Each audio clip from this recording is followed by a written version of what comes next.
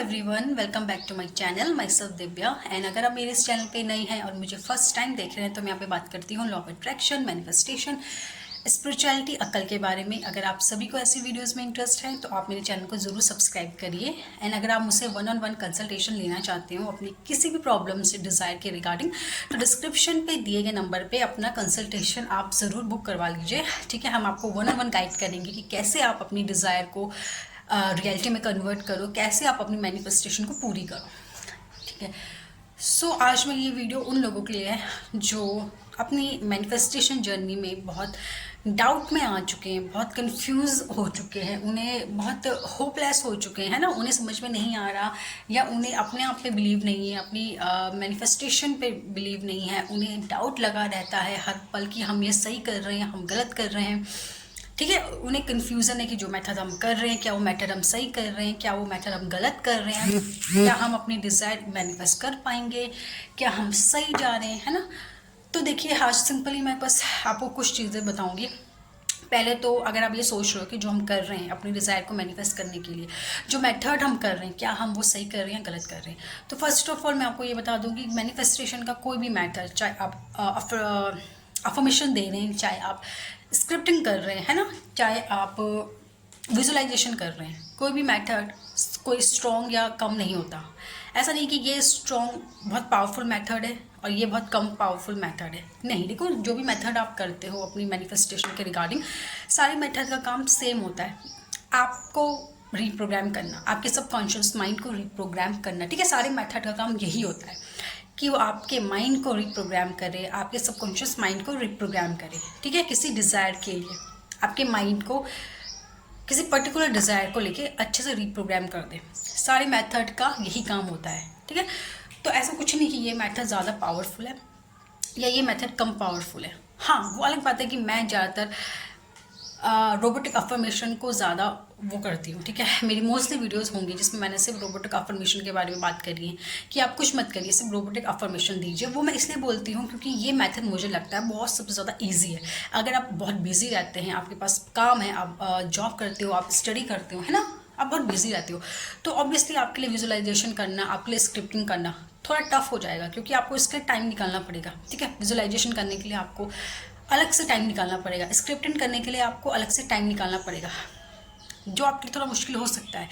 लेकिन अफर्मेशन देना, robotic affirmation बहुत इजी है, इसके लिए आपको अलग से टाइम निकालने की कोई ज़रूरत नहीं। आप कभी भी कर सकते हैं, आप कोई भी काम कर रहे हो, आप अफर्मेशन देते रहिए, आप मन ही मन में रोबोटिक अफर्मेशन देते रहो, दे सकते हो। तो इसके लिए आपको अलग से टाइम निकालने की ज़रूरत नहीं है। तो इसलिए मेरा, और इससे आप बहुत जल्दी, बहुत ज़्यादा जल्दी आप अपने माइंड को रिप्रोग्राम कर सकते हो। तो इसलिए मैं ज़्यादातर बात करती हूँ कि आप रोबोटिक अफर्मेशन करिए। लेकिन ऐसा नहीं है, अगर आपको रोबोटिक अफर्मेशन में वो फील नहीं आती है, वो कॉन्फिडेंट नहीं आता है, अगर आपको स्क्रिप्टिंग ज़्यादा अच्छी लगती है तो आप स्क्रिप्टिंग करिए, आपको विजुअलाइजेशन ज़्यादा अच्छा लगता है तो आप विजुअलाइजेशन करिए। ठीक है, तो कोई भी मेथड मैं आपको ये बता दूँ ज़्यादा पावरफुल या कम पावरफुल नहीं होता है। वो आप पे डिपेंड करता है आपका इंटरेस्ट किस में आ रहा है, किस में आप ज़्यादा इंजॉय कर रहे हो। ठीक है, कौन से मेथड में आप ज़्यादा, आपको मज़ा आ रहा है, आप इंजॉय कर रहे हो, आप बाउंडेशन फील नहीं कर रहे हो, वो करिए। ठीक है, तो पहली चीज़ तो ये क्लियर हो चुकी है। आप अपने अकॉर्डिंग, अपने मन के अकॉर्डिंग जो आपको अच्छा लग रहा है वो टेक्निक अप्लाई करिए अपने डिज़ायर के लिए। ठीक है, दूसरा, आपको डाउट होता है क्या ये मैं कर सकती हूँ, क्या मैं मैनिफेस्ट कर सकती हूँ, क्या मैं ये कार मैनिफेस्ट कर सकती हूँ, क्या मैं घर मैनिफेस्ट कर सकती हूँ, आपके माइंड में थॉट्स आता है। तो देखो, आपको अपने माइंड को इसके लिए भी प्रोग्राम करना है। अगर आप अपने माइंड को इस तरीके से प्रोग्राम कर दो ना कि यस, जो भी आपकी डिज़ायर है कि यस मैं तो इसे ईजिली मैनिफेस्ट कर सकती हूँ, आप इस तरीके से सोच रखो कि मैं तो इसे ईजिली मैनिफेस्ट कर सकती हूँ, तो वो कोई भी चीज़ होगी आप इजीली मैनिफेस्ट कर लोगे। लेकिन अगर आपके अंदर ही डाउट होगा ना किसी भी चीज़ को लेके कि यार क्या ये मैं कर सकती हूँ, नहीं कर सकती, क्या ये चीज़ मुझे मिल सकती है, नहीं मिल सकती, इस तरीके से आप डाउट में रहोगे ना तो आपके लिए चीज़ें मुश्किल होंगी। तो ठीक है, तो कोई भी चीज़ देखो दुनिया में ऐसी नहीं है जो मुश्किल है। अगर कोई थॉट आपके माइंड में आया है किसी भी चीज़ के रिगार्डिंग, है ना, कोई भी आपकी डिज़ायर है, आपके थॉट में, आपके माइंड में वो चीज़ आई है कि यार मुझे ये चीज़ चाहिए, ये कार मुझे चाहिए, ये घर मुझे चाहिए, ये पार्टनर मुझे चाहिए, अगर आपके दिमाग में थॉट आया है तो वो इसीलिए आया है क्योंकि आप वो चीज़ डिज़र्व करते हो, वो चीज़ शायद कहीं ना कहीं आपके लिए बनी है, आप उसे मैनिफेस्ट कर सकते हो, इसीलिए वो थॉट आपके दिमाग में आया है, इतना मैं बता दूँ। ठीक है, और कोई भी चीज़ बड़ी नहीं होती है, वो आपकी सोच है, आपने अपनी सोच में ना उस चीज़ को बहुत बड़ा बना दिया है कि यार ये मेरे लिए मैनिफेस्ट करना बहुत मुश्किल है, या ये चीज़ तो बहुत बड़ी है बहुत मैं ऐसे मैनिफेस्ट नहीं कर सकती। ये आपने किया है, ये आपने अपने माइंड में चीज़ डाली है, वरना कोई भी चीज़ छोटी बड़ी नहीं है। हर चीज़ आप इजीली मैनिफेस्ट कर सकते हो, हर चीज़ आप इजीली मैनिफेस्ट कर सकते हैं, क्योंकि everything is money, everything is energy. सारी चीज़ एनर्जी है। आप एनर्जी हो, सामने वाला पर्सन एनर्जी है, आपका फ़ोन एनर्जी है, आपकी घर एनर्जी, आपका कार एनर्जी है, आपकी कोई डिज़ायर जॉब है वो भी एक एनर्जी है, करियर बिजनेस सब एक एनर्जी है, हर चीज़ एक एनर्जी है।